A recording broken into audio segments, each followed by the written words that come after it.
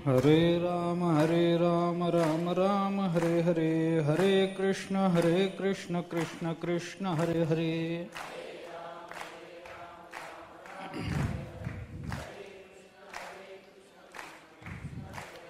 हरे राम राम राम हरे हरे, हरे कृष्ण कृष्ण कृष्ण हरे हरे.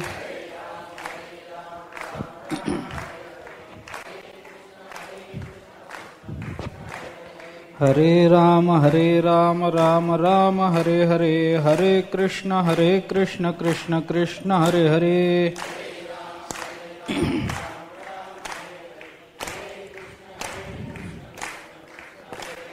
हरे राम राम राम हरे हरे, हरे कृष्ण कृष्ण कृष्ण हरे हरे.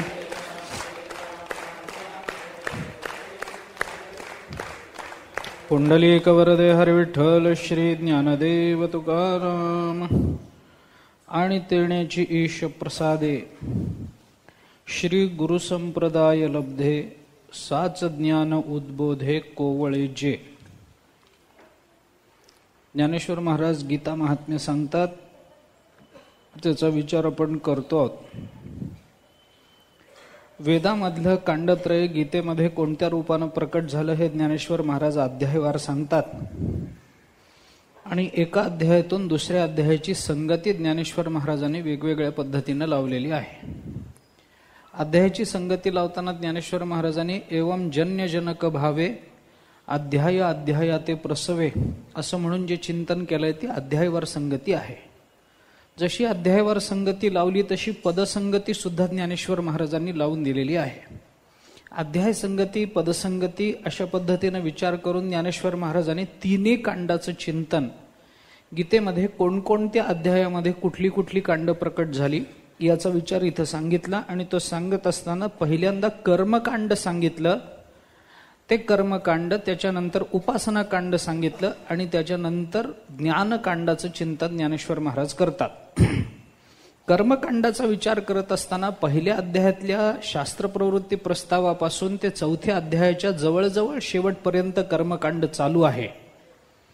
त्याच्यानंतर उपासनाकांडाला प्रारंभ होतो. कारण कर्म जेव्हा बंधनात टाकतं तेव्हा त्या कर्मबंध निवृत्ती करता अहम या पदाचा विशेषत्वानं विचार आणि कर्मफलासक्तीचा संपूर्णतः त्याग करून आपलं केलेलं कर्म भगवत स्वरूपाच्या भगवत चरणाच्या ठिकाणी समर्पित करणं हे कर्मबंधाची निवृत्ती आहे, हे ज्ञानेश्वर महाराजांनी सांगितलं. आता आपली कर्म भगवंताच्या चरणी समर्पित करण्यापासूनच उपासनाकांडाचा प्रारंभ ज्ञानेश्वर महाराज सांगतात. कुठून उपासनाकांड मानायचं? कर्माचं समर्पण, इथून उपासनाकांड मांडायचं. कर्माच्या संबंधातला मी कळणं, कर्माच्या संबंधातल्या फलाच्या आसक्तीचा त्याग होणं, हे सगळं कर्मकांडातच आहे. ते ज्ञानकांडात येत नाही, उपासनाकांडात येत नाही. पण जेव्हा कर्माच्या फलाचं समर्पण सुरू होतं त्यावेळेला मात्र उपासना सुरू होते. कारण उपासना ही समर्पणातच असते, उपासना ही नुसत्या जाणीवेत नसते. देवाची पूजा करत असताना देवाच्या जाणीवेत देवाची पूजा होत नाही. देवाला फुल समर्पण करणं ही पूजा होते, देवाला जल समर्पण करणं ही पूजा होते, देवाला नैवेद्य वस्त्र वगैरे समर्पण करण्यात पूजा होते. नुसतं देवाला अमका फुल आवडलं म्हणून पूजा झाली असं होत नाही. देवाला अमका पदार्थ आवडतो, देवाला हे आवडतं, देव असा आहे, परमात्मा सर्वत्र व्यापक आहे, सर्वत्र भरून आहे, ही देवाची पूजा नाही. पूजा करायची असेल, उपासना करायची असेल तर त्याच्याकरता काही समर्पणाचा विषय सांगितला. आणि हे समर्पण सांगत असताना सुद्धा ज्ञानेश्वर महाराजांनी कर्माचं जे समर्पण सांगितलं त्याच्यामध्ये त्या कर्म समर्पणातून त्या परमात्म्याला संतुष्ट करणं हा हेतू असला पाहिजे याचा विचार आपल्याला सांगितला. म्हणून कर्मकांडामध्ये 3 गोष्टी पाहिल्या गेल्या. कर्माची अगतिकता एक बघितली गेली, कर्मबंधाचं स्वरूप बघितलं गेलं आणि कर्मबंध निवृत्तीचा उपाय पाहिला गेला. आणि याच्यातून उपासनाकांडाला प्रारंभ झाला. तिथं कर्माचं समर्पण हे पहिल्यांदा बघा. कर्म सगळं समर्पित झालं पाहिजे, कर्म समर्पित झालं पाहिजे, कर्म संबंधानं निर्माण होणारं सगळं समर्पित झालं पाहिजे. भगवंतांच्या चरणी सगळी कर्म समर्पित झाली, उपासना सुरू झाली आणि तेणेची ईश प्रसादे गुरु संप्रदाय लब्धे. उपासना कांड ज्ञानेश्वर महाराजांनी सांगितलं ते 4थ्या अध्यायाच्या शेवटापासून ते 11वा अध्याय संपेपर्यंत. याच्यामध्ये कुणाच्या चरणी आपल्याला कर्म समर्पण करायचं आहे? जो आपल्या कर्माचा प्रेरक आहे त्याच्याच ठिकाणी करायचं आहे. काय समर्पण करायचं आहे? कर्म समर्पण करायचं आहे, कारण त्याच्याच अधिष्ठानावर हे कर्म झालेलं आहे. समर्पणाच्या बाबतीमध्ये विचार करत असताना आपण जे समर्पित करतो ते माझं आहे आणि मी तुला देतो या भावनेत समर्पण करून चालत नाही. याच्याकरता म्हणून माझं या जगतामध्ये काहीही नाही हे कळलं पाहिजे. याच्याकरता 11व्या अध्यायामध्ये विश्वरूप दर्शन योग आला. एखाद्या झाडाचं फूल मी तोडतो आणि परमात्म्याला समर्पण करतो आणि माझी पूजा झाली असा मी म्हणतो. हे फूल देवाला समर्पण करताना हे फूल माझं आहे का हा प्रश्न आहे. मागे आपण बोललो होतो, देवाला ज्या वेळेला आपण दुधाचा अभिषेक करतो त्यावेळेला दूध आणतो, सगळं झालं आणि मग म्हणतो आज मी देवाला दुधाचा अभिषेक केला. दूध कुणाचं? दूध गायीचं. आणि समर्पण करणाऱ्या मी, माझा काय संबंध आहे त्या दुधाचा? दूध आहे गायीचं, त्याच्यावर हक्क आहे वासराचा, जबरदस्तीनं काढून घेतो मी आणि मी देवाला दिलं असं म्हणून त्याचं पुण्य संपादन करतो. देवाला दिली जाणारी कोणतीही गोष्ट माझी नसते. देवाला दिलं जाणारं फूल माझं नाही, ते झाडाचं आहे. देवाला दिलं जाणारं वस्त्र हे मी निर्माण केलं नाही. वस्त्र निर्माण करणारा कोष्टी कोणीतरी वेगळाच आहे. वस्त्र विणणारा, त्याच्यासाठी आवश्यक असणारा कापूस देणारा तो शेतकरी कोणीतरी वेगळाच आहे. याच्यात माझं काही नाही. मी फक्त पैसे देतो, ते वस्त्र आणतो आणि देवा मला आता त्याचे, म्हणजे पैशाच्या मोबदल्यामध्ये देवाकडून कृपा संपादन करून घेणं एवढंच आपलं काम राहतं. नाही, मग समर्पणामध्ये भावना काय राहिली पाहिजे? जे माझं आहे ते मी तुला देतो, ही भावना समर्पणात चालत नाही. हे मुळात तुझंच आहे, ते मी तुला देतो, अशी समर्पणामध्ये भावना हवी. त्वदीय वस्तू गोविंद तुभ्यमेव समर्पये, हाच नियम तिथं उपयोगाला येतो. त्वदीय, माझं काही नाही. झाडाला लागलेलं फूल देवा माझं नाही, ते तुझ्या सृष्टीतलं आहे. तू निर्माण केलेली ही सृष्टी आहे. या सृष्टीतला हा निसर्ग तू निर्माण केलेला आहेस आणि झाडाला फूल कोणतं लागावं, कधी लागावं, कसं लागावं हे सगळं ठरवणारा तू आहेस. त्याच्यावरची सर्व सत्ता ही तुझी आहे, सर्वाधिकार तुझेच आहेत. मग असं असेल तर ते फूल मी तोडायचं, झाडाची इच्छा नसताना तोडायचं आणि तुला वाहून त्याचं पुण्य मी घ्यायचं असं नाही. म्हणून कर्माच्या समर्पणामध्ये सुद्धा कर्म करणारा मी कोण, केलं जाणारं कर्म माझ्या सत्तेत मी केलं आहे का, चाले हे शरीर कोणाची आहे सत्ते. जर माझं कर्म माझ्या सत्तेने घडलं असतं तर गोष्ट वेगळी होती, परंतु माझ्या सत्तेने जर ते घडत नाही तर ते कर्म माझं म्हणायचा मला अधिकार नाही. मग या जगात माझं काय आहे? माझं काहीच नाही. देह माझा आहे काय? ज्या देहानं कर्म करायचं तो देह माझा आहे का? तो देह माझा नाही. निर्माण झाला पंचमहाभूतानं, निर्माण करून दिला कर्मानं आणि नेणारा आहे काळ. आणि माझं काय? माझं काही नाही. देह आला कुठून? पिंड हा उसना आणिला पाचाचा. पंचमहाभूताकडून उसना आणलेला हा हे शरीर कशानं निर्माण झालं? अगा कर्मी जे उरावे तैतीही सुख दुःखी फळावे तया ते भोगावया यावे. देहा एक निर्माण झाला कर्मानं. आणि या देहावर सत्ता कुणाची? देह हे काळाचे, धन कुबेराचे. तेथे मनुष्याचे काय आहे? मग माझा देह देवाला द्यायचा, देहापासून निर्माण झालेली कर्म द्यायची, याच्यात देह सुद्धा माझा नाही. बरं, कर्म माझी का? कर्म माझ्या सत्तेने होत नाहीत. कर्म करताना 5 गोष्टी लागतात. 18व्या अध्यायात विचार येऊन गेलाय. अधिष्ठानम तथा कर्ता, करणंच पृथक विधम, विविधाश्च पृथक चेष्टा, दैवम चैवात्र पंचमम. या 5 गोष्टी लागतात. मग कर्म करण्याकरता अधिष्ठान लागतं. अधिष्ठान म्हणजे शरीर लागतं. कर्म करण्याकरता कर्ता लागतो. कर्ता म्हणजे जीव. करता येणे नामे बोलीजे जीव. कर्म करण्याकरता करण लागतात, साधनं, इंद्रिय लागतात. त्याच्यानंतर विविधाश्च पृथक चेष्टा, वेगवेगळ्या पद्धतीच्या क्रिया कराव्या लागतात. आणि सर्वात महत्वाचं दैवम चैवात्र पंचमम, त्या इंद्रियांच्या अधिष्ठात्री देवता तिथं असाव्या लागतात, तर कर्म घडतं. याच्यापैकी एक जणही उपस्थित नसेल तर कर्म घडण्याचं काही कारण नाही. ऐका, काय समजा अधिष्ठान नसेल, देहच नसेल, कर्म कशाच्या आधारावर घडणार? समजा देहच नाही, ज्याला देह आहे तोच कर्म करू शकतो. बरं, ज्याला देह आहे पण त्या देहामध्ये जर प्राणच आले नाहीत तर देह कर्म करेल काय? करणार नाही. बरं, देह आहे, देहामध्ये प्राणही आहे पण इंद्रियांची प्रबलता नाही, देह कर्म करेल का? करणार नाही. देहही आहे, प्राणही आहे, इंद्रियही आहेत पण सगळं बसून, जागेवरच बसून राहिला, हातपायच हलवले नाहीत, कर्म घडेल का? घडणार नाही. हातपायही हलवले पण इंद्रियांच्या अधिष्ठात्री देवतांचं साह्य मिळालं नाही, कर्म घडेल का? याच्यापैकी जर कर्म माझं नाही तर हे कर्म देवा तुझ्याच सत्तेने घडलेलं आहे. तुझी कृपा म्हणून हे कर्म जर मला करता आलं असेल तर हे सगळं कर्म मी तुला समर्पित करतो. हे करताना माझं कर्म म्हणून समर्पित करायचं नाही, माझं ते तुझ्या सत्तेने घडलेलं कर्म तुझं तुला लखलाभ असं म्हणून देवाला समर्पित करायचं. तोपर्यंत ते समर्पण खरं मानलं जात नाही. याच्याकरता उपासना कांडाच्या सुरुवातीला ज्ञानेश्वर महाराजांनी कर्म समर्पणाचा विषय आधी मांडला. आपण काल असं बोलत होतो की कर्मानंतर उपासना घडते. मनुष्य कर्म करतो का? कारण त्याच्या जीवनाचा आलेख मांडला तर पहिल्यांदा कर्मच बघावं लागतं. जीव कशावरून सिद्ध झाला? कर्मावरून सिद्ध झाला. कर्मानं जीव बंधनात पडला ना? पडला. मग या जीवाला या कर्मबंधनातून बाहेर काढण्याकरता काय करावं लागेल? उपासना करावी लागेल. उपासना कशा करता करायची? उपासनेने मनुष्य कर्मबंधनातून निवृत्त होतो का? होत नाही. मग उपासना का करायची? कर्मबंधन ज्याच्यामुळे निवृत्त होतं त्याचा अधिकार मिळावा म्हणून उपासना करायची. उपासनेने त्याचा अधिकार मिळाला की मग शेवटी ज्ञानकांड सांगितलं गेलं आणि ज्ञानानं सर्व कर्मातून मुक्ती सांगितली गेली.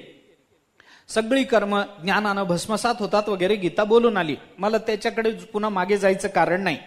पण ज्ञानापर्यंत, कर्मापासून सुरू होणारा विचार ज्ञानापर्यंत जातो आणि ज्ञान विचारामध्ये त्या विचाराची पूर्ण समाप्ती झाली पाहिजे. हा एक आलेख जो ज्ञानेश्वर महाराजांनी मांडला तोच क्रम वेदातला ज्ञानेश्वर महाराजांनी क्रमानं इथं विचारात घेतला. आधी कर्मकांड, मग उपासना कांड, मग ज्ञानकांड. ज्ञानाचा आणि कर्माचा संबंध आहे का? म्हणून काल परवा बोललो होतो, कर्म समुच्चयाचा विचार करा, कर्म समन्वयाचा विचार करायचा नाही.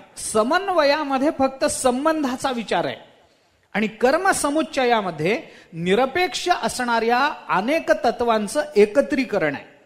निरपेक्ष आहे, प्रत्येक तत्व हे स्वतंत्र आहे, प्रत्येक तत्व हे निरपेक्ष आहे, कुणाच्याही सापेक्षत्वानं निर्माण झालेलं नाही. विचार करा, कर्माच्या सापेक्ष ज्ञान आहे का? ज्ञान नाही. ज्ञानाच्या सापेक्ष उपासना आहे का? गरज नाही त्याची. त्यांचा संबंधही नाही. काही कर्माचा आणि ज्ञानाचा काय संबंध येतो? कर्म ज्ञान झालं आणि कर्म घडलं, संबंध काय? घडू शकतं. बरं, ज्ञान झालं आणि कर्म घडलंच नाही, घडत नाही. त्यांचं काही ज्ञान असलं म्हणजे कर्म घडलंच पाहिजे असा काही संबंध आपल्याला स्वीकारता येत नाही. म्हणून कर्म समन्वयाचा विचार कर्माला ज्ञानाला कर्माची जोड पाहिजे, हे बरोबर. ज्ञानाला कर्माची जोड पाहिजे, पण कुणाच्या बाबतीत? ज्ञान, कर्म, भक्ती, उपासना या सगळ्या गोष्टी कुणाच्या बाबतीत सांगितल्या गेल्या? शास्त्राने चिंतन केलंय, हे सगळं अज्ञानी जीवाकरता केलेली ही व्यवस्था आहे. ज्याला ब्रह्मज्ञान आहे, जो परमात्मा भिन्न, त्या एका महात्म्याला विचारलं की अहो, जर देव इतका तुमचा कृपाळू आहे, तुम्ही जर देवा इतका कृपाळू आहे, अमका आहे तमका आहे, परमात्मा कुणावर अपकार करत नाही, कुणावर काही हे होऊ देत नाही, परमात्मा सर्वांच्या बाबतीत समान आहे, सगळ्यांवर समान कृपा करतो, असं जर तुम्ही म्हणत असाल तर एका महात्म्याला प्रश्न विचारला गेला, देव जर इतका कृपाळू आहे तर दुःखानं भरलेलं जग त्यांनी निर्माणच का केलं? हे सगळं जग दुःखानं भरलं, संसार दुःखमूळ, चहूकडे इंगळ. बरं, संसार दुःखमुळे आपल्याला कळतं तर देवाला कळत नसेल काय?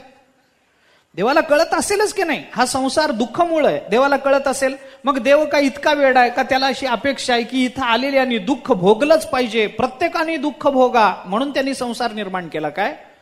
त्या महात्म्याला विचारलं, जर परमात्मा इतका कनवाळू कृपाळू आहे तर दुःखानं भरलेलं जग त्यांनी निर्माण का केलं? त्या महात्म्याने त्याला उत्तर दिलं, कुठे जग जे निर्माण झालं? आम्हाला तर जग दिसतच नाही, सगळीकडेच परमात्मा दिसतो, मग जग झालं कोण म्हणतं?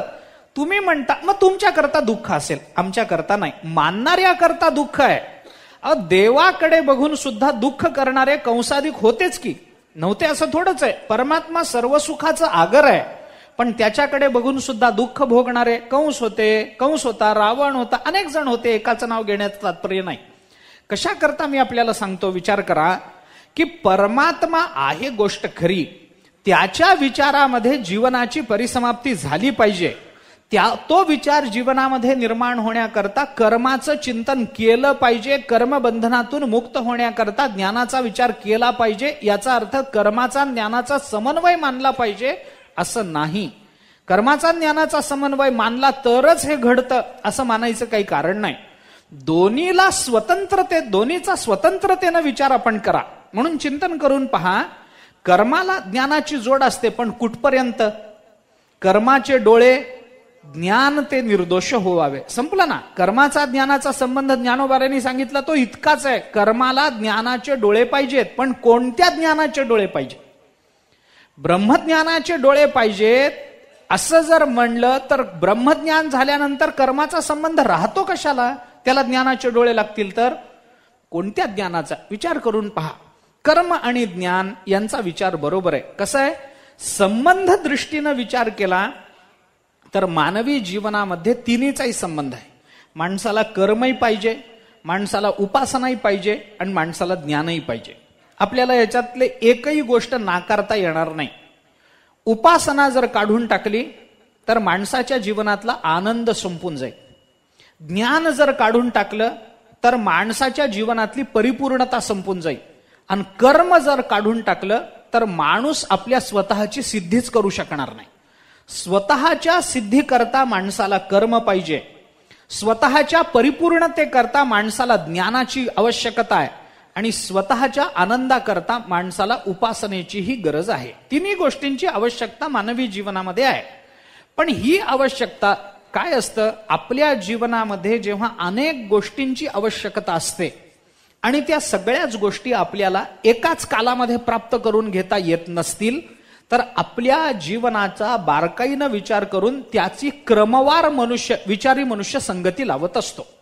आपण विचार कोणती, त्याला आपण क्रमवार संगती लावली पाहिजे. पहिल्यांदा आपण काय केलं पाहिजे, मग काय केलं पाहिजे, त्याच्यानंतर काय केलं पाहिजे, अशी एक क्रमाची संगती विचारी माणसाच्या जीवनात आवश्यक असते. जो विचारच करत नाही त्याला ज्ञान काय, कर्म काय, उपासना काय, काय भक्ती काय, त्याला काही फरक पडत नाही.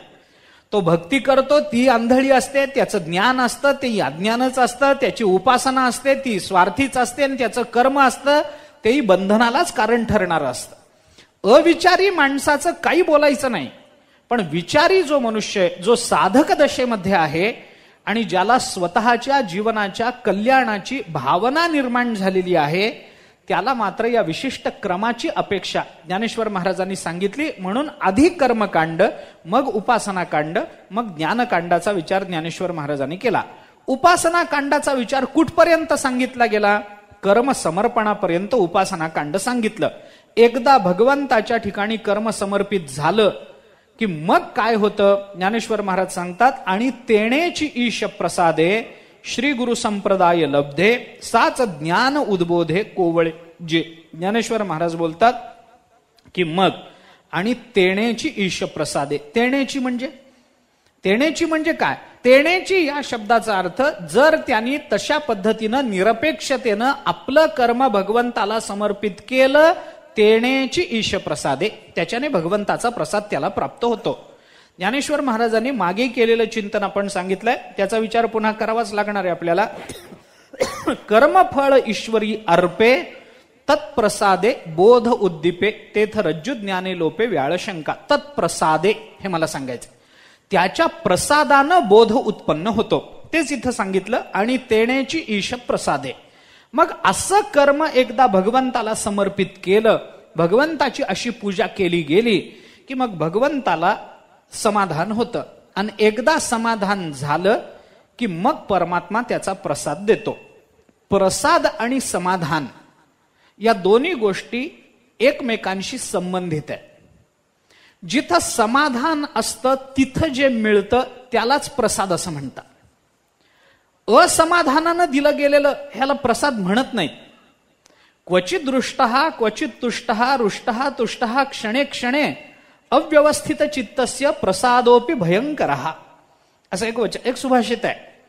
क्वचित रुष्ट क्वचित तुष्ट, कधी क्वचित एका क्षणामध्ये समाधानी होतो, एका क्षणामध्ये रागावतोय. असा माणूस जो क्षणाक्षणाला रुष्टतुष्ट होत राहतो, असं ज्याचं चित्त स्थिर नाही, अशा अव्यवस्थित चित्तस्य, ज्याचं चित्त स्थिर नाही अशा माणसाचा प्रसाद मिळाला तरी प्रसादोपी भयंकर, तो प्रसाद सुद्धा भयंकर असतो.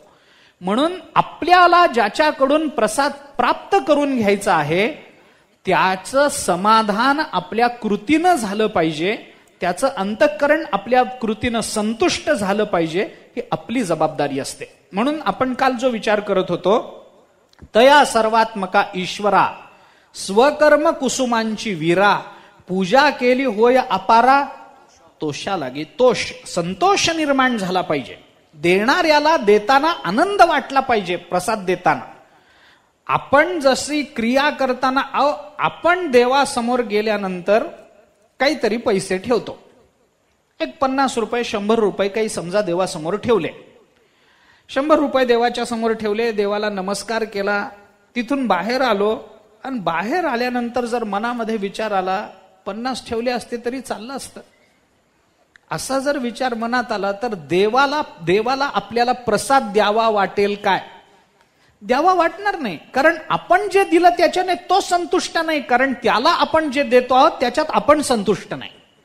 म्हणून प्रसाद आणि समर्पण या दोघांचा कार्यकारण भाव आहे, हे मला सांगायचं. प्रसाद आणि समर्पण याच्यामध्ये काही कार्यकारण भाव माना. प्रसाद देताना आम्ही समर्पण ज्या भावनेने करतो तसाच प्रसाद आपल्याला प्राप्त होतो. म्हणून थोडंसं वेगळ्या शब्दात बोलायचं झालं तर समर्पणावरची प्रतिक्रिया म्हणजे प्रसाद असतो. प्रसाद म्हणजे काय? समर्पणावरची प्रतिक्रिया. कुणाकडून? परमात्म्याकडून उमटलेली प्रतिक्रिया. आमचं समर्पण जर स्वार्थी असेल तर आम्हाला भगवंताचा प्रसादही तसाच मिळतो. आमचं समर्पण जर निरपेक्ष असेल, पूर्ण शुद्ध अंतःकरणानं केलेलं असेल तर परमात्म्याचा प्रसादही तसाच मिळतो. म्हणजे आमच्या समर्पणाच्या प्रतिसादातून आम्हाला प्रसाद जर मिळत असेल, त्याच्यावरची प्रतिक्रिया म्हणून जर प्रसाद मिळत असेल तर आम्हाला मिळालेला प्रसाद जर काही आम्हाला चुकीचा वाटत असेल तर त्याचं सरळ कारण हे आमचं समर्पण चुकीचं आहे. हा त्याचा सरळ अर्थ आहे. देवावर दोष ठेवायचा नाही कधी. दोष नेहमी आपल्याकडे असतो. देवावर कधीही दोष जात नाही. परमात्मा कधीही चुकत नाही. परमात्म्याने असं का केलं? कारण तू तसं केलंस म्हणून. म्हणून ज्ञानेश्वर महाराजांनी किती बारकाईचं चिंतन केलं. आपण पसायदान पहा. आपण पसायदानामध्ये ज्ञानेश्वर महाराज आपल्या सद्गुरूंकडे काही दान मागतात. त्याला आपण पसाय दान म्हणतो. पसाय शब्दाचा अर्थ प्रसाद असाच आहे. प्रसाद दान म्हणतो आपण त्याला, पसायदान म्हणतो. आता सांगा, हे पसायदान मागताना ज्ञानेश्वर बाकीचं सोडून द्या, पहिलीच ओवी पसायदानाची मला महत्वाची वाटते. तेवढंच चिंतन करा, पुढे जायचं काही कारण नाही. आता विश्वात्मके देवे येणे वाग्यज्ञे तोषावे, आणि मला कसं द्यावे? तोषोनी मज द्यावे पसायदान. हे मला देताना तुम्ही संतुष्ट असलं पाहिजे, हे ज्ञानेश्वर महाराज बोलून दाखवतात. तोषोनी द्यावे, मला असंतोषानं तुम्ही द्यावे असं मी म्हणत नाही. म्हणून माझा जो वाग्यज्ञ आहे त्या वाग्यज्ञाने तुम्ही संतुष्ट व्हा. आता म्हणून जे चिंतन ज्ञानेश्वर महाराजांनी केलं, जिथून सुरू केलं, आता विश्वात्मके देवे येणे वाग्यज्ञे, आम्ही यज्ञ केलाय. यज्ञ म्हणजे काय? समर्पण आहे. यज्ञ म्हणजे काय? क्रिया आहे. या क्रियेचं समर्पण या वाग्यज्ञामध्ये मी केलेलं आहे. त्याच्याने तुम्ही संतुष्ट व्हा. का? कारण तुम्ही संतुष्ट होऊ शकाल असाच वाग्यज्ञ मी केलाय. माझ्या वाग्यज्ञामध्ये दोष नाही. माझ्या वाग्यज्ञामध्ये स्वार्थ नाही.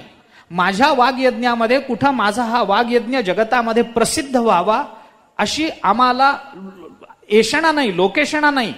या वाग्यज्ञातून मला काही अर्थसंपत्ती मिळवायची नाही.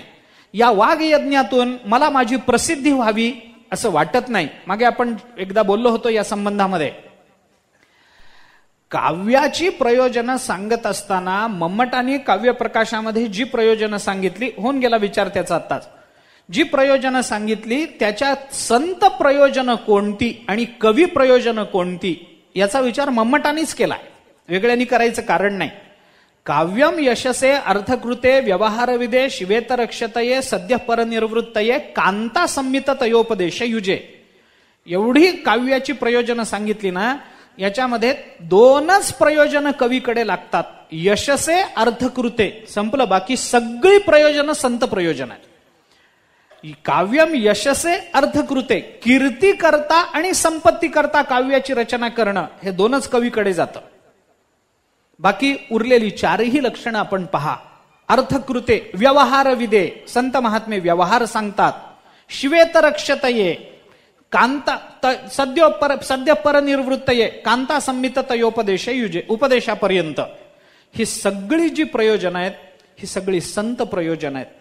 कीर्ती आणि अर्थात ज्ञानेश्वर महाराजांना काय कीर्ती संपादन करून घ्यायची होती म्हणून त्यांनी ज्ञानेश्वरीची रचना केली? काय नाही. ज्ञानेश्वर महाराजांना कोणती संपत्ती मिळवायची होती म्हणून त्यांनी ज्ञानेश्वरीची रचना केली? की बाबा ही ज्ञानेश्वरी आपण रचावी, ही छापावी, याचे कॉपीराईट आपल्याकडे ठेवावेत आणि मग आपण याला काही विक्रीचं मूल्य लावून किती पैसे वाढवले तरी लोक घेतील, कारण लोकांना गीता कळत नाही म्हणून वारंवार पैसे लावून ज्ञानेश्वरी विकली? नाही ना. ज्ञानेश्वर महाराज कीर्तनाला जाताना आपली पुस्तकं गाडीत ठेवून गेले नाहीत ना. माझी ज्ञानेश्वरी विकत घ्या म्हणायला गेले नाहीत ना कुणाकडे. ज्ञानेश्वर महाराजांना कोणत्याही अर्थाची अपेक्षा नव्हती, त्यांना कोणत्याही कीर्तीची अपेक्षा असती ना तर ज्ञानेश्वर महाराजांनी पावला पावलाला, म्हणून मी सांगतो तुम्हाला, मी ज्ञानेश्वर महाराज तुम्हाला सांगतो, माझ्यासारखं सांगणारं कुणी नाही असं म्हणून बोलले असते. किंबहुना तुमचे केले धर्म कीर्तन हे सिद्धी नेले, यथ माझे जी उरले पाईक पण, याच्यानं केलेला शेवट आणि एरवी तरी मी मूर्खू, जरी जाहला अविवेकू तरी संत कृपादीपकू सोजवळू असे, याच्यानं केलेला प्रारंभ, या प्रारंभापासून ते शेवटापर्यंत ज्ञानेश्वर महाराजांना कीर्तीची अपेक्षा आहे असं वाटतं काय? नाही. मग उरलेली 4 प्रयोजनं आपल्याला ज्ञानेश्वरीमध्ये मांडता येतात. मी कशा करता बोलतो आपण लक्षात घ्या. माझा वाग्यज्ञ याच्यामध्ये कोणतीही स्वार्थी प्रवृत्ती नसल्यामुळे हा निवृत्तीनाथ महाराजांना आवडणारा ग्रंथ होईल म्हणून तोषावे, म्हणून तुम्ही संतुष्ट व्हा, कारण माझ्या वाग्यज्ञामध्ये दोष नाहीत. आणि तोषोनी मग मला द्या. काय द्या? हे पसायदान तुम्ही द्या. खळांची व्यंकटी सांडो, तया सत्कर्मी रती वाढो, वगैरे वगैरे जे काही आहे ते दृष्टादृष्ट विजय होवा वेजी इथपर्यंतच जे आहे ते सगळं तुम्ही मला द्या, पण तोषोनी द्या, असंतुष्टतेनं देऊ नका. कारण माझा वाग्यज्ञ मी तुम्हाला समर्पित केलाय. यथ माझे जी उरले पाईकपण, माझं पाईकपणच राहिलंय, हे सगळं तुमचं आहे, तुमच्या कृपेचे पोसणे असं झालेलं आहे. हे माझ्या मनाचं मी सांगतो असं नाही, तर गुरुकृपा साच आहे म्हणून मी बोलतो. हे तुमच्या कृपेनं माझ्या मुखातून प्रकट होत आहे. ही भावना वारंवार ज्ञानेश्वर महाराजांनी बोलून दाखवली. याच्यामध्ये समर्पणाचं चिंतन ज्ञानेश्वर महाराजांनी केलं. आणि मग अशा पद्धतीनं ते अव्यवस्थित चित्तस्य नाही म्हणून पसायदानाला मूल्य आहे. अव्यवस्थित चित्तस्य प्रसादोपी भयंकर, हा तो प्रसाद सुद्धा भयंकर असतो. म्हणून आपण केलेल्या समर्पणातला प्राप्त झालेला प्रतिसाद, त्याच्यावरची एक प्रतिक्रिया म्हणून आपल्याला, मग आपण समर्पण कसं करायचं, समर्पणामध्ये काय गोष्टी मानायच्या, त्याच्यावरून प्रसादामध्ये काय गोष्टी सिद्ध होतात हे आपल्याला कळतं. समर्पणामध्ये काय काय विचार करावा लागतो. पहिली गोष्ट, मी समर्पण करणारा लहान आहे आणि ज्याला मी हे समर्पण करतो आहे तो मोठा आहे, ही पहिली भावना असली पाहिजे. दुसरी भावना, जो मोठा आहे त्याच्याकडून माझ्या कल्याणाची शक्यता आहे म्हणून मी समर्पण करतो आहे, ही दुसरी भावना पाहिजे. तिसरी भावना, जे समर्पण मी करतो आहे ते समर्पण ज्या वस्तूचं करतो आहे त्याच्यावर त्याचाच अधिकार आहे, माझा अधिकार नाही, म्हणून तुमचंच तुम्हाला देतो आहे, हे समर्पणामध्ये तिसरं लागतं. चौथा विचार केला तर हे समर्पण करताना मला तुमच्याकडून अमुकच एका गोष्टीची अपेक्षा आहे अशी कोणतीही भावना नाही. तुम्ही जे कराल त्याच्यामध्ये माझं समाधान आहे, ही चौथी भावना लागते. आणि सर्वात शेवटी, या समर्पणानं बाकी काही नाही झालं तरी तुम्ही संतुष्ट झालात आणि मला काही नाही दिलं तरी चालेल, पण तुमच्या संतोषाकरता मी हे करतो आहे, अशी भावना लागते. या 5 गोष्टींवरची प्रतिक्रिया म्हणून मग प्रसाद येतो. म्हणून प्रसाद, समर्पण करणारा लहान, प्रसाद देणारा मोठा असावा लागतो. समर्पण करणाऱ्याला कल्याणाची भावना असावी लागते. प्रसाद देणाऱ्याला मी ज्याला देतोय त्याचं याच्याने भलं व्हावं असं मनात आलं तर तो प्रसाद होतो. समर्पण करणाऱ्याने तुमचंच तुम्हाला देतो आहे अशी भावना ठेवून द्यावं लागतं. प्रसाद देणाऱ्याने माझंच मला देत असलास तरी ज्या कारणाने मधल्या काळात तू ते सांभाळून ठेवलंस त्याच्यासाठी हे बक्षीस आहे या भावनेतून दिलं पाहिजे. देणाऱ्याने संतोषाकरता दिलं पाहिजे, तसं घेणाऱ्यानेही संतोषाकरताच घेतलं पाहिजे. तर ती प्रतिक्रिया प्रसाद रूपानं प्रकट झाली असं आपल्याला म्हणता येतं. म्हणून ज्ञानेश्वर महाराज म्हणतात असं समर्पण झालं की मग तेणेची ईश प्रसादे, त्याच्याने तो परमात्मा संतुष्ट होतो आणि काय करतो, आपल्याला प्रसाद देतो. प्रसाद देतो म्हणजे परमात्मा काय देतो याचा विचार आपण करू. आणि कशानं आपल्याला हे प्राप्त होईल. ज्ञानोबराय सांगतात श्री गुरु संप्रदाय लब्धे. आता गुरु संप्रदायाचा याच्यात उपासनेत काय संबंध आला, त्याचं चिंतन एवढंच आहे की उपासना कांडातून आता आपण ज्ञानकांडाकडे निघालेलो. ज्ञानाचा विचार करताना ज्ञान आपल्याला जे प्राप्त होतं ते केवळ ईश कृपेनं प्राप्त होत नसतं. त्याच्याकरता गुरु संप्रदायाची आवश्यकता असते. जोपर्यंत गुरु नाही तोपर्यंत ज्ञान नाही. आपण चिंतन करून पहा. देव तेथे ज्ञान, ज्ञानी आत्मदर्शन, दर्शनी समाधान अथि जैसे. बरोबर आहे. गुरु तेथ ज्ञान, गुरुकडेच. देवाजवळ ज्ञान नाही. मग देवाजवळ ज्ञान नाही का, आहे ना, देवही ज्ञानरूपच आहे. मग देव तेथे ज्ञान का नाही म्हटलं, त्याचं कारण असं आहे देवालाही ज्ञान द्यायचं झालं तरी गुरुरूपातच यावं लागतं तर तो ज्ञान देऊ शकतो. देव असताना तो ज्ञान देऊ शकत नाही. म्हणून ज्ञानेश्वर महाराजांनी अर्जुनाची जी भूमिका भगवत संबंधानं बोलून दाखवली त्याच्यामध्ये अर्जुन पहिल्यांदा काय म्हणतो, तू गुरु, बंधू, पिता, तूच आमुची इष्टदेवता, तूची सदा रक्षिता, आपदी आमुते. याच्यात पहिल्यांदा अर्जुन म्हणतो देवा तू गुरु आहेस म्हणून मी तुला विचारतो, तू आमचा देव आहेस म्हणून मी तुला विचारतो. नाही, तू गुरु आहेस. कारण ज्ञान देण्याकरता गुरु कृपा आणि भगवत कृपा याच्यामध्ये भगवत कृपेची आवश्यकता आहे, पण गुरु कृपेबरोबर गुरु संप्रदायाची आवश्यकता असते. त्याचं कारण असं आहे, थोडी ज्ञानाची चिकित्सा जर आपण केली तर आपल्याला हे लक्षात येईल. ज्ञान जे आहे ते एकानंतर एक विशिष्ट अधिकार्यात विशिष्ट काही कार्यकारण भाव संबंध लावूनच जपलं जाऊ शकतं.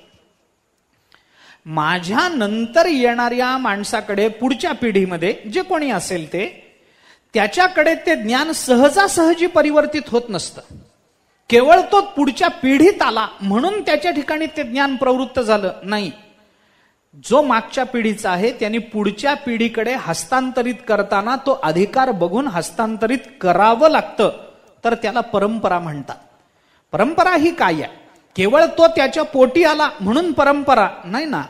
ही परंपरा मानायला शास्त्र तयार नाही. परंपरा त्याला म्हणत नाहीत. तो एक संप्रदाय असावा लागतो. गुरु संप्रदाय लब्धे, तो गुरु संप्रदाय लागतो. त्याच्यानंतर तेच असंच व्हावं लागतं. आपण चिंतन करून पहा. नात्याचा संबंध विचारात घ्यायचा झाला तर आदिनाथाचा आणि मत्स्येंद्रनाथाचा काय नाते संबंध आहे?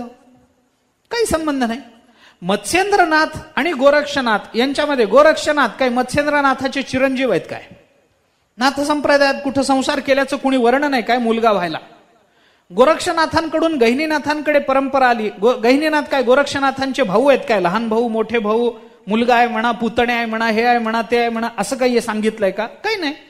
गहिनीनाथांकडून निवृत्तीनाथ महाराजांकडे गुरु परंपरा आली. एक निवृत्तीनाथ महाराज गहिनीनाथ महाराजांचा काय नातेसंबंध आहे? काही नातेसंबंध नाही. त्याच्यात तो केवळ त्याच्या पोटी आला एवढं चालत नाही.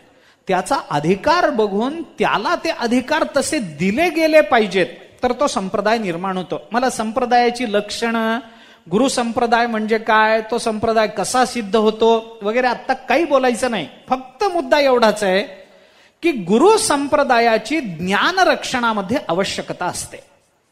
ज्ञानरक्षण आपण जीवनमुक्ताच्या बाबतीत मानतो ना, ज्ञानरक्षा, तप वगैरे, विसंवादाभाव वगैरे हे जीवनमुक्ताच्या बाबतीत मानतो ना. हे ज्ञानरक्षण करण्याची जबाबदारी जीवनमुक्तावर का आली? त्याचं एकच कारण आहे. जीवनमुक्त जो ज्या कारणाने ज्या गुरुपासून बोध घेऊन तो जीवनमुक्त झाला तो त्याचा गुरु सुद्धा याच्याकरता ज्ञान सांभाळून ठेवत होता म्हणून दुसरं काही कारण नाही. आपल्याला प्राप्त झालेलं ज्ञान योग्य अधिकाऱ्याकडे पुन्हा ते प्रवर्तित करून त्या अधिकाऱ्याकडे देऊन त्याच्याकडून पुन्हा जगताचा पुन्हा विचार करायला लावणं संप्रदायामध्ये विशिष्ट रीतीनंच केलं गेलं पाहिजे. म्हणून देवाची कृपा आणि गुरु संप्रदाय या दोन गोष्टी ज्ञानोबाऱ्यांनी बोलून दाखवल्या. त्याच्यामध्ये ईश प्रसादे गुरु संप्रदाय लब्धे असं गुरु परंपरेनं ते आलं. मग काय होतं? ज्ञानोबाराय म्हणतात साच ज्ञान उद्बोधे कोवळे जे. हे ज्ञान कोवळं आहे असं साच ज्ञान उद्बुद्ध होतं. उद्बोधे या शब्दामध्ये आपल्याला विचार करता येतो. उद्बोधे म्हणजे त्याच्या ठिकाणी ज्ञान नव्यानं येत नाही, ज्ञान असतंच. गुरु संप्रदाय त्या ज्ञानावरचं अज्ञानाचं आवरण काढून टाकतो. उद्बोधे ते असतं तिथंच, फक्त ते उद्भूत होतं. उद्भूत झालं की मग ते कसं असतं? ज्ञानेश्वर महाराज म्हणतात ते कोवळं ज्ञान असतं. आता कोवळं ज्ञान असतं, ज्ञानामध्ये काय कोवळेपण, काय निबरपण, कसं काय मानायचं याचा संबंधानं थोडा विचार आहे. एक चिंतन फक्त मी आपल्याला सांगून जातो याच्या आधी. ईश प्रसादे गुरु संप्रदाय लब्धे हे सांगत असताना भगवत प्रसाद किंवा गुरुप्रसाद हा प्रसाद कोणता आहे, कोणत्या संबंधानं त्याचं चिंतन करायचं? हे ज्ञान कोवळं आहे म्हणून ज्ञानोबाराय बोलतात. कोवळं ज्ञान कोणतं असतं? ज्ञानाचं कोवळेपण काय आहे? ब्रह्मज्ञान आहे. बीज लावलं, त्याच्यातून अंकुर निर्माण झाला, तो अंकुर कोवळा आहे, बरोबर आहे. त्याला डीर म्हणतो आपण. अंकुर फुटला, त्याला ते डीर फुटले, त्यानंतर ते कोवळं असतं. त्याला नुसती टिचकी मारली तरी ते तुटून जातं. मग ते थोडं मोठं होतं तरी कोवळच आहे, तरी ते थोडं मोठं होतं तरी कोवळच आहे. जोपर्यंत आपण त्याला हाताने उपटून टाकतो कोवळच मानलं पाहिजे, तोपर्यंत कोवळच आहे. मग कोवळेपण कुठपर्यंत? झाडाचं कोवळेपण कुठपर्यंत मानाल तुम्ही? ज्ञान तसं काहीतरी अंकुर लावला, त्या बीज पेरलं, त्याच्यातून अंकुर निर्माण झाला, मग ते ज्ञान हळूहळू कोवळं होतं. मग त्या ज्ञानाला फांद्या फुटल्या, मग ते थोडं भक्कम झालं, त्याच्या पुढे ते ज्ञान वाढत गेलं, मग त्या फांद्या अजून जास्त विस्तारल्या, मग त्या ज्ञानाचा बुंधा तयार झाला, मग ज्ञान घट्ट झालं. असं काही ज्ञानाच्या बाबतीत बोलता येतं? अरे ब्रह्मज्ञान आहे. तत्वमसी महावाक्य सांगितलं, अज्ञानाचा पडदा गळून पडला, ब्रह्मज्ञान झालं. त्याच्यात कोवळेपण काय आणि निबरपण काय असतं? काही नाही. एखादी भाजी आणायची, कोवळी भाजी आणा बरं का, हे सांगणं बरोबर आहे. तसं पंढरपूरला गेल्यानंतर थोडं निबर ज्ञान चातुर्मासात गोळा करा, कोवळं ज्ञानाचा काही उपयोग, असं कोणी सांगतं काय? निबर ज्ञान बघा बरं का, जो निबर महाराज आहे त्याच्याकडेच जाऊन ज्ञान, असं काही सांगता येतं काय? असं काही नसतं. ज्ञानामध्ये कोवळेपण आणि निबरपण हे काय प्रकरण आहे? पण ज्ञानोबाराय म्हणतात हे ज्ञान कोवळं ज्ञान आहे. कोवळं ज्ञान म्हणजे काय? अजून दृढमूल न झालेलं ते ज्ञान आहे. म्हणजे तरी काय? कोवळ्या ज्ञानाचा संबंध कशाशी लावायचा? मी थोडं चिंतन करतो, पटतं का बघा. इथं कोवळं ज्ञान म्हणून जे गुरुसंप्रदाय लब्ध आणि ईश प्रसाद म्हणून सांगितला, ते कशाचा परिणाम म्हणून सांगितला? तेण्याची म्हणजे काय? कर्माच्या समर्पणाचा परिणाम म्हणून सांगितला. थोडी संगती लावून घ्या. कर्म समर्पणातून प्राप्त होणाऱ्या प्रसादाचं जे चिंतन ज्ञानेश्वर महाराजांनी याच अध्यायात केलंय, 18व्या अध्यायामध्ये, ते आपल्याला 2 श्लोकामध्ये स्पष्टपणानं दिसतं. पहिल्यांदा ज्ञानेश्वर महाराज भगवान असं बोलतात, स्वे कर्मण्यभिरतः संसिद्धिम लभते नरहा स्वकर्म निरतसिद्धीम यथा विंदती तच्छृणुः. ते मी तुला सांगतो, ऐक. त्या याच्याने कसं त्या सिद्धीतून पुढे मोक्ष कसा प्राप्त होतो ते मी तुला सांगतो, ऐक. स्वे कर्मण्यभिरतः संसिद्धीम, त्याला सिद्धी प्राप्त होते. ती सिद्धी म्हणजे काय तेही सांगतो, ऐक. हे सांगून पुढे ज्ञानोबाराय बोलताना असं बोलतात, यतः प्रवृत्तिर्भूतानां येन सर्वमिदं ततं स्वकर्मणा तमभ्यर्च सिद्धीम विंदती मानवः. मानवः सिद्धीम विंदती कशामुळं? स्वकर्मणा तम अभ्यर्च. त्याची कर्मानं पूजा केल्यानंतर मानवाला त्या भगवंताकडून जो प्रसाद प्राप्त होतो, त्या प्रसादात त्याला सिद्धी प्राप्त होते, असं ज्ञानोबारायांनी भगवंतांनी म्हटलंय.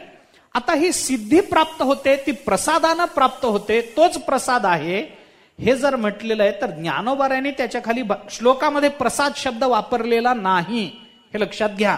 स्वकर्मणा तमभ्यर्च सिद्धिम विंदती मानवहा एवढंच म्हटलंय. प्रसाद हा शब्द श्लोकामध्ये आलेला नाही. कुणाचा प्रसाद? यत प्रवृत्तीर्भूतानाम, ही सगळी भूत मात्र ज्याच्यापासून उत्पन्न झाली. आणि कोण आहे तो? येन सर्वम इदम ततम, या सर्व लोकामध्ये जो सर्वार्थानं व्यापून आहे असा जो परमात्मा स्वकर्मणा तमभ्यर्च, आपली सगळी कर्म त्याला समर्पित केल्यानंतर सिद्धिम विंदती मानवहा, माणसाला सिद्धी प्राप्त होतात. इथं प्रसाद शब्द कुठेही वापरला नाही. पण याच्यावर भाष्य करताना ज्ञानेश्वर महाराजांचं चिंतन जर आपण केलं तर ज्ञानेश्वर महाराज म्हणतात, तया सर्वात्मका ईश्वरा पुन्हा ती चोवी आहे, स्वकर्म कुसुमांची वीरा पूजा केली होय अपारा तोषा लागी, म्हणून तिये पूजे रिझलेनी आत्मराजे वैराग्य सिद्धी देईजे पसाय. शब्द काय वापरला? श्लोकामध्ये भगवंतांनी प्रसाद शब्द वापरला नाही, पण ज्ञानोबारांनी त्याच्यावर भाष्य करताना वैराग्य सिद्धी देईजे पसाय तया, पसाय म्हणजे प्रसाद. मग तो परमात्मा त्याला वैराग्य नावाचा प्रसाद देतो. आता इथं कोवळं ज्ञान आणि प्रसाद याचा संबंध जेव्हा जोडला जातो तेव्हा कोवळं ज्ञान म्हणजे दुसरं तिसरं काही नसून वैराग्य हेच कोवळं ज्ञान असतं. वैराग्य हेच कोवळं ज्ञान. म्हणून ज्ञानोबाराय पुढे बोलताना बोलतात, जे वैराग्य दशे ईश्वराचे नि वेधवशे, हे सर्वही नावडे जैसे वांत होय. हा वैराग्याचा परिणाम आहे. आणि पुढं आता ज्ञानोबाराय बोलतात, सम्यक ज्ञान नुदैजता वेधेची तन्मयता उपजे ऐसी योग्यता बोधाची लाहे. इथं योग्यता बोधाची लाहे, इथंही बोधच म्हटलंय. पण कोणता बोध? सम्यक ज्ञान नुदैजता. सम्यक ज्ञान अजून उत्पन्न झालं नाही, जे परिपक्व ज्ञान आहे, जे परमात्मा स्वरूपाला प्राप्त करून देणारे ज्ञान आहे, ते अजून उदयलं नाही, ते अजून उदयाला आलं नाही. पण तरी सुद्धा जो बोध प्राप्त झाला तो बोध कोणता आहे? बोधाचा अधिकार, हाच तो प्रसाद आहे. बोधाचा अधिकार कोणता? वैराग्य, हाच बोधाचा अधिकार आहे. म्हणून इथं जे ज्ञानोबाराय बोलतात, आता तेणेची ईश प्रसादे, हा ईश्वराचा प्रसाद म्हणजे वैराग्य माना. वैराग्य त्याला प्राप्त होतं. एकदा त्यांनी आपली सगळी कर्म भगवंताला समर्पित केली की गुरुसंप्रदाय लब्ध्याने साच ज्ञान उद्बोधे कोवळे जे. हे कोवळ ज्ञान म्हणजे दुसरं तिसरं काही नाही, तर तो वैराग्याचाच विषय आहे. एक चिंतन.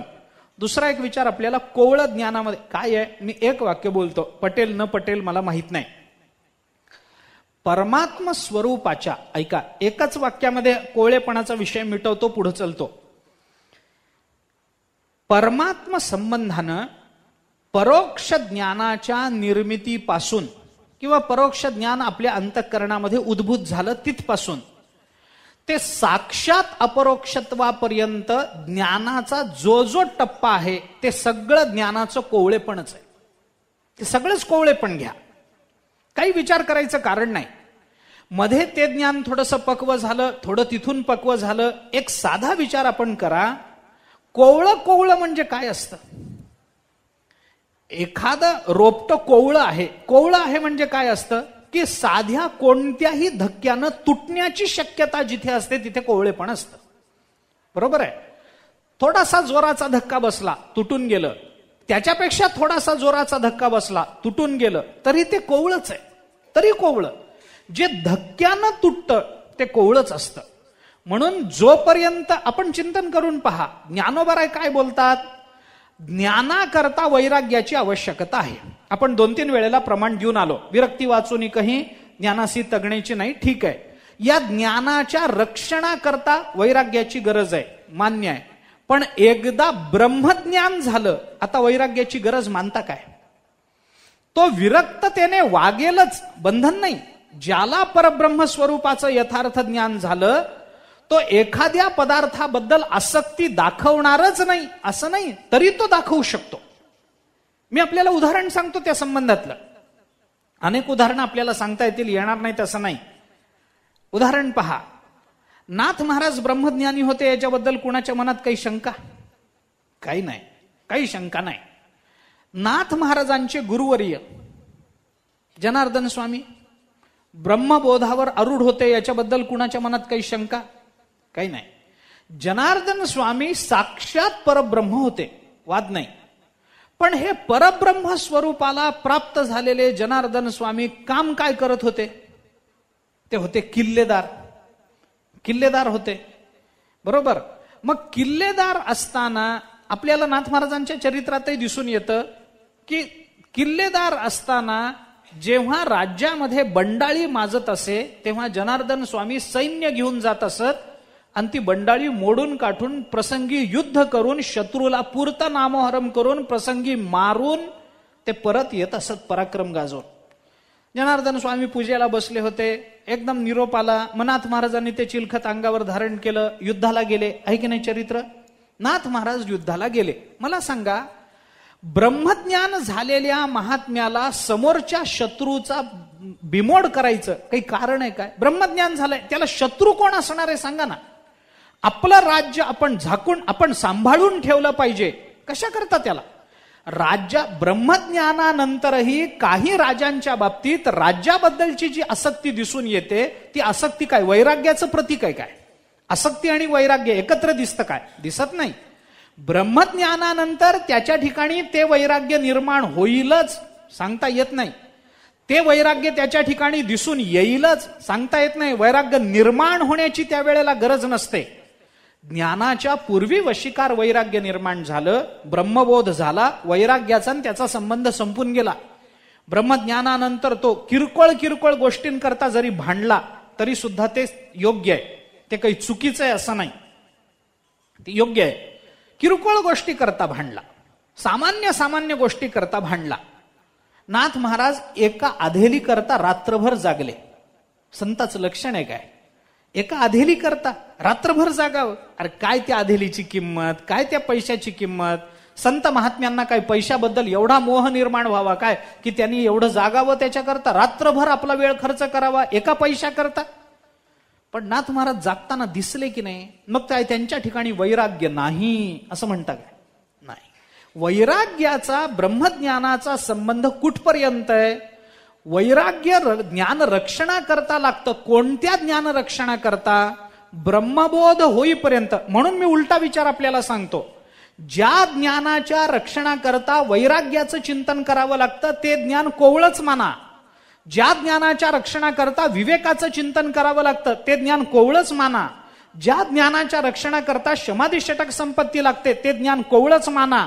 ज्या ज्ञानाच्या रक्षणाकरता श्रवण लागतं ते कोवळच ज्ञान आहे. ज्या ज्ञानाच्या रक्षणाकरता अजून पुढे बोलतो तत्वम पदार्थ शोधन लागतं तेही कोवळच आहे. ते काही गाढ प्रगाढ ज्ञान नाही, तेही कोवळच ज्ञान आहे. ही सगळीच कोवळी ज्ञान आहेत. म्हणून भगवंताच्या प्रसादानं आणि गुरु संप्रदाय लब्धाने जे काही कोवळ ज्ञान निर्माण होतं ते कुठपर्यंत? अपरोक्ष साक्षात्कारापर्यंत ज्ञान ते कोवळच ज्ञान आहे. जोपर्यंत साक्षात अपरोक्ष ज्ञान होत नाही तोपर्यंत आपण त्या ज्ञानाला दृढ म्हणता येणार नाही. ते सगळं अपरोक्ष असलं तरी ते कोवळच आहे. त्याच्यामध्ये नाजूकपणा आहेच आहे. का? वैराग्य सोडलं तर ते ज्ञान निघून जाण्याची शक्यता आहे, टिचकीनं पडण्याची शक्यता आहे. म्हणून क्वचित वैराग्य, क्वचित विवेक निघून गेला, विवेक राहिला नाही एखाद्या वेळेला, गेलं ज्ञान, पुन्हा पहिल्यापासून सुरू करा. मग असं जर होत असेल तर त्या ज्ञानाला आपल्याला दृढ ज्ञान मानता येणार नाही, ते कोवळच मानावं लागेल. पटेल न पटेल बघा विचार करून. मी थोडा बारकाईचा मुद्दा आहे, ज्ञानाचा मुद्दा आहे, थोडा बारकाईचा मुद्दा आहे. ज्ञानोबारायांनी कोवळं सांगितलंय या कोवळे शब्दावर, म्हणून मी आपल्याला हे सगळं सांगतो.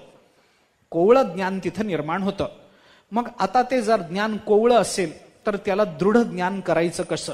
मग ज्ञानोबाराय सांगतात ते अद्वेष्टादी प्रभृदिकी अथवा अमानित्वादिकी वाढविजे म्हणून लेखी 12वा गणू.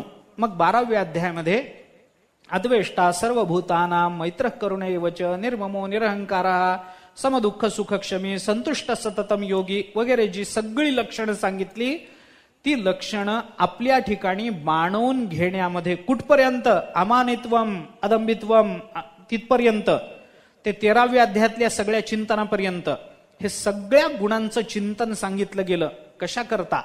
आपल्या ठिकाणी निर्माण झालेलं हे जे कोवळं ज्ञान आहे ते कोवळं ज्ञान दृढ व्हावं याच्याकरता, म्हणून आपल्याला या गुणांचा विचार सांगितला गेला. मनुष्याने संतुष्ट असावं किंवा मनुष्याने अद्वेषी असावं. अद्वेष्टापासून सुरू झालं. अद्वेष्टा कशासाठी सांगितलं? हे भगवंताला आवडणारे भक्त म्हणून सांगितलं. काय संबंध भगवंताला आवडणाऱ्या भक्ताचा? अद्वेष्टा सांगणं हे भगवंताला आवडणं आहे की न आवडणं आहे याची संगती लावू नका. 12व्या अध्यायामध्ये सांगितलेली भक्त लक्षणं 11व्या अध्यायाच्या शेवटी कर्मसमर्पणातून जे कोवळं ज्ञान निर्माण होतं त्या ज्ञानाच्या दृढीकरणाकरता म्हणून लावा. कारण हे गुण करतात काय? ज्ञानोबारांनी पुढे 16व्या अध्यायाचं चिंतन सांगताना जे सांगितलंय तेच हे गुण करतात. मी आपल्याला अजून थोडं सोपं करतो. आपण बी पेरलं, त्याला अंकुर फुटला. अंकुर फुटल्यानंतर ते थोडं कोवळं कोवळं रोपटं वाढलं. वाढल्यानंतर मग आपण काय करतो? ते अजून वाढावं म्हणून त्याची काळजी घेतो.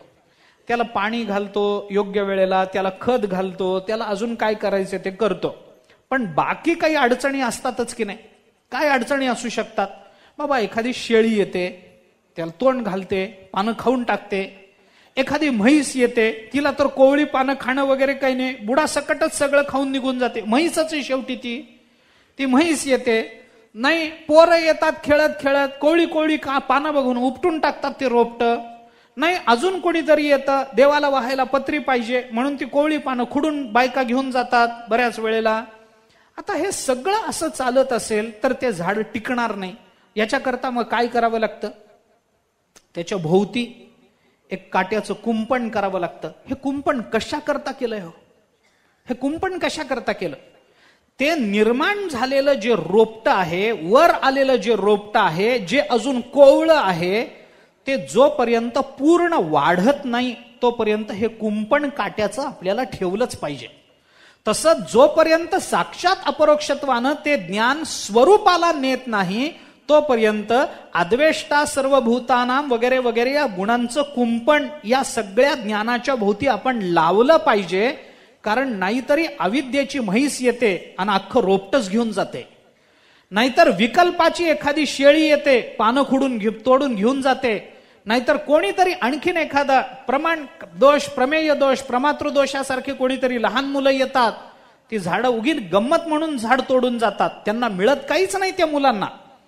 परंतु रस्त्याच्या शेजारी कोवळं झाड असलं, आता ती लाजाळूची झाडं असतात पहा. लाजाळूचं झाड कसं असतं? त्याला स्पर्श झाला की मिटून घेतं, बरोबर? हे सगळ्यांना माहिती आहे की नाही? माहिती आहे. तरी लाजाळूचं झाड दिसलं की मुद्दा बघू कसं मिटतं. माहिती आहे ना तुला कसं मिटतं ते, तरी त्याला हात लावून बघायचं. कशा करता? गंमत वाटते. अरे पण तुझ्या गमतीपोटी त्या झाडाला किती कष्ट होतात. तुझी होते गंमत, पण त्या झाडाला किती कष्ट. माहिती आहे ना तुला, झाड आपली पानं मिटून घेतं. हे लाजाळूचं झाड आहे, मग पुन्हा त्याला असं मारायचं. म्हणजे कशाला? कसं मिटतं बघू बरं. आणि तू कसं रडतोस बघू बरं म्हणून तुला एखादं मारलं तर?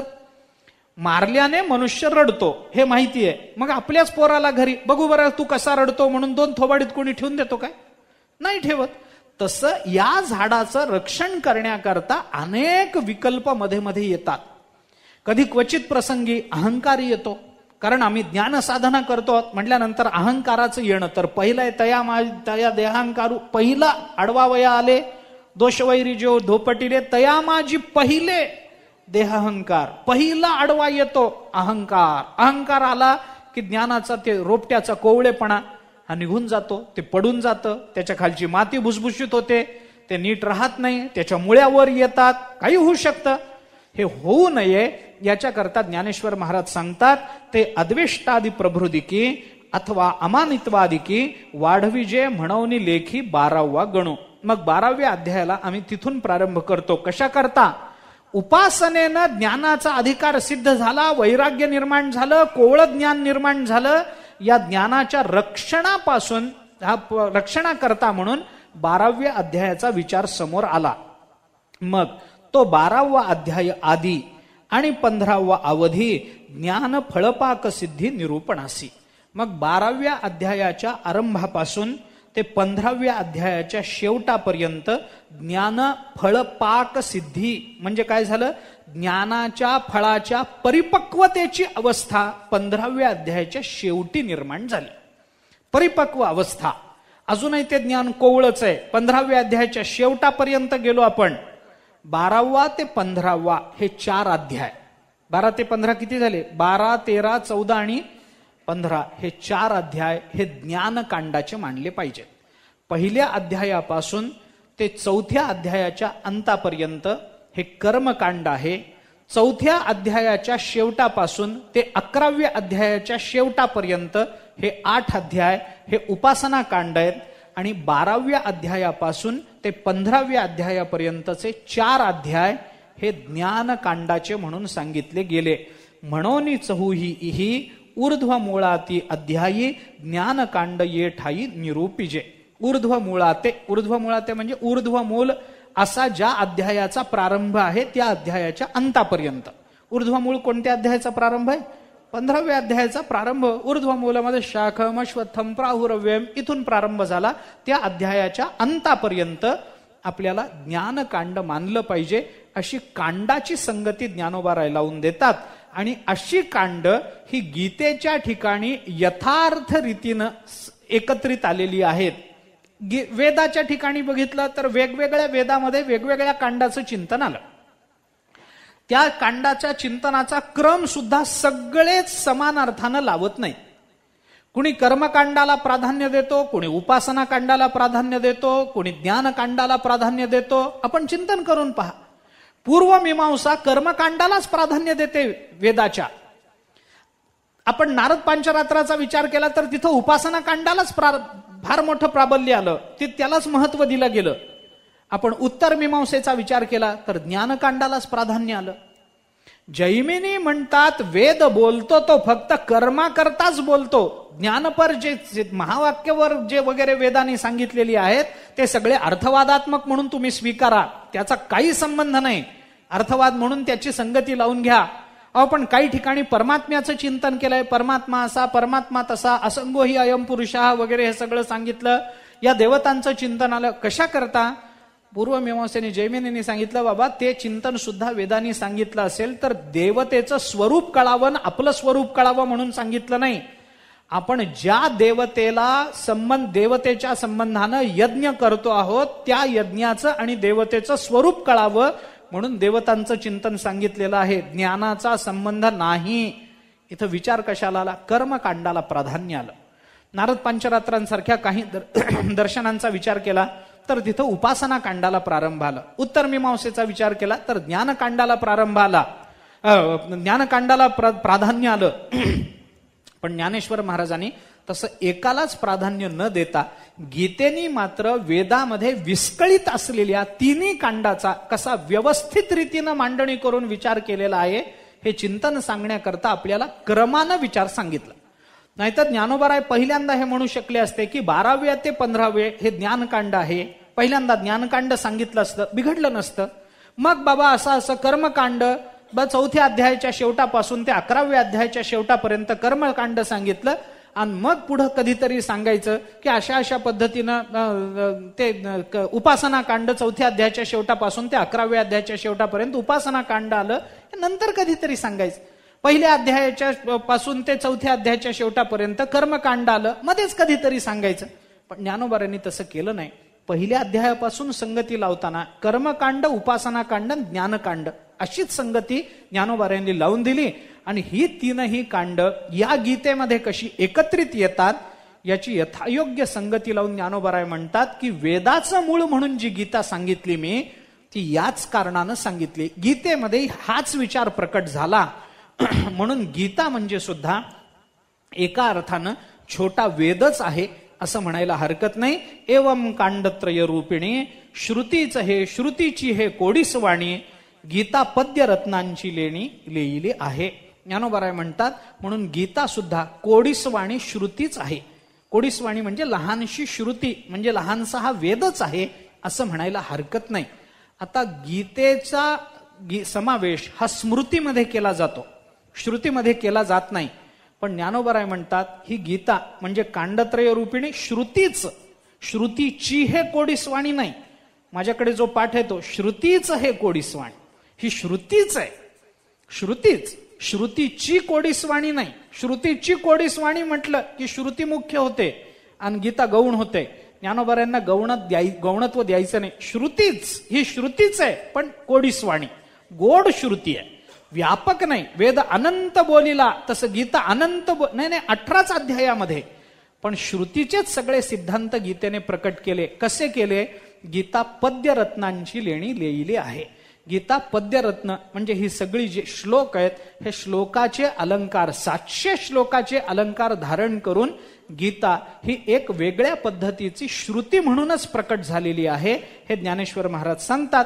आणि असं कांडत्रय सांगून झाल्यानंतर हे असो कांडत्रयात्मक श्रुती मोक्ष रूप फळ एक, बोभावे जे आवश्यक ठाकावे म्हणून. म्हणून ज्ञानेश्वर महाराज ज्ञानापासून प्राप्त होणारा मोक्ष किंवा ज्ञान हाच मोक्ष याची संगती आपल्याला लावून देतात.